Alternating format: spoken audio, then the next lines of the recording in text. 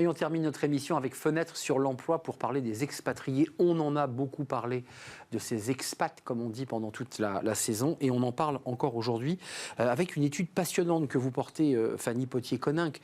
Ravie de vous accueillir. Vous êtes partenaire et directrice au BCG, au Boston Consulting Group. C'est ça. C'est bien cela. Avec un chiffre, commençons peut-être par le premier, le plus éloquent. Seulement 8% des Français veulent travailler à l'étranger. Alors on peut affiner par tranche d'âge. Les jeunes sont un peu plus mobilisés, mais globalement, c'est peu. Comment vous l'expliquez ? Alors, je vais me permettre de vous contredire. Je pense que c'est plutôt une bonne nouvelle, en fait, parce qu'on est dans un pays qui a un sujet démographique. On a une démographie qui diminue. Donc, on a moins de gens qui arrivent sur le monde du travail. Et on a quand même des conditions de vie, une qualité de vie et des conditions financières qui sont assez attractives. Vous le prenez à l'envers. Vous dites, si on ne veut pas partir, c'est qu'on est bien chez nous. C'est ça. Et ça se relativise, c'est une moyenne, donc ça se relativise, comme vous le disiez, donc par âge. Donc en fait, ce chiffre est représentatif de la tranche d'âge 35-65, où de facto, on est moins mobile et on a plus de contraintes familiales en général. Et avant, c'est mieux. Et les jeunes et les plus seniors ont des intentions de départ qui sont beaucoup plus élevées. Je m'étais laissé dire quand même que on part moins pour les raisons que vous évoquez, mais on part moins aussi parce que le statut d'expatrié n'est plus tout à fait le même. On signe des contrats locaux. On n'a plus ce statut, vous savez, de l'expat qui avait la maison, la voiture, l'école et qui avait une forme de notabilité locale. C'est fini, ça tend à se réduire ? Alors, je ne dirais pas que c'est complètement fini. En fait, ça dépend un petit peu des industries, des secteurs d'activité, en fait. Donc, il y a des secteurs d'activité qui ont besoin de l'expatriation plus que d'autres secteurs d'activité. Par exemple, dans l'énergie, vous avez besoin de continuer à envoyer un certain nombre de gens et à faire tourner un certain nombre de gens à l'international.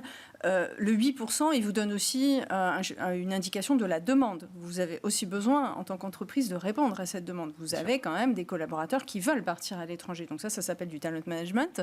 Donc, vous avez un point d'équilibre qui va dépendent quand même un petit peu des secteurs.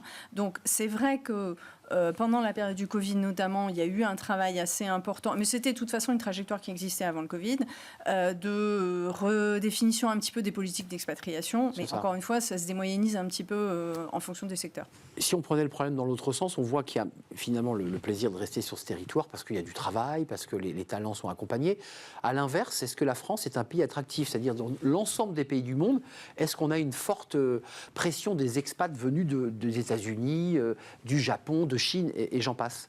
Alors, il y a des cartes qui ont été pas mal rebattues. C'est une étude, vous savez, qu'on conduit avec Le Figaro et Cadre Emploi en France, mais plus généralement The Network.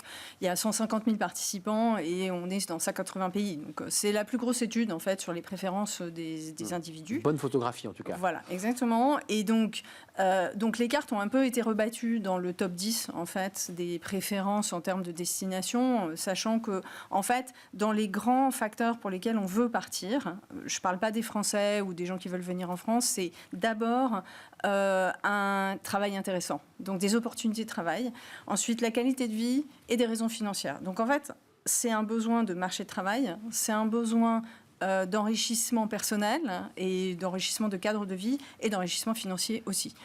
Et il y a d'autres facteurs. Elle se situe où ? Alors, on est 9e, mais il y a d'autres facteurs qui sont importants aussi, qui sont la langue. Pourquoi on part ? Pourquoi on choisit un pays ? C'est la langue. Le fait qu'on a des recommandations positives de son environnement et le fait qu'il y a une diaspora de notre nationalité dans le pays. Voilà, je vais créer des liens, je ne vais pas me sentir seul. La France est en 9e position. Oui. C'est une position qui est fixe, qui a bougé, qui a évolué ? C'est la même que lors de la dernière étude. C'est relativement stable. Et ce qu'il faut comprendre, c'est qu'il y a des pays, en fait, notamment l'Australie est passée en tête de classement parce qu'il y a une grosse participation aussi des pays d'Asie du Sud-Est. Je parlais de 180 pays participants, donc c'est pas neutre.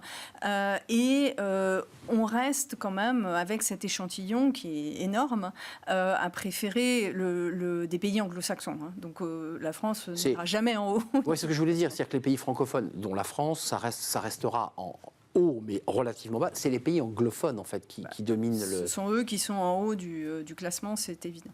Un dernier mot sur ces jeunes, parce que quand même, dans l'étude, 8%, c'est une moyenne, mais quand on regarde les jeunes de moins de 25 ans, c'est 20%. Je parle sous votre contrôle. Ça veut dire qu'on a quand même une jeunesse qui est très mobile, qui a très envie de bouger, qui il y a une forme d'aventure aussi de partir comme ça en expat. On les appelle les expats, les jeunes de moins de 25, parce que c'est parfois des stages, c'est de l'Erasmus, c'est Oui. plus tout à fait le statut d'expat là. Non, je pense que c'est plutôt une autre forme de mobilité que l'expatriation. Mais c'est bien parce que je réinsiste. La mobilité internationale, c'est bien. Ça permet d'adresser des questions de marché de l'emploi. Ça permet de continuer à croiser les cultures et à échanger des perspectives et à se comprendre. Et on en a besoin. Et ça permet, encore une fois, d'avoir des trajectoires financières sur toute une vie qui vont vers le haut.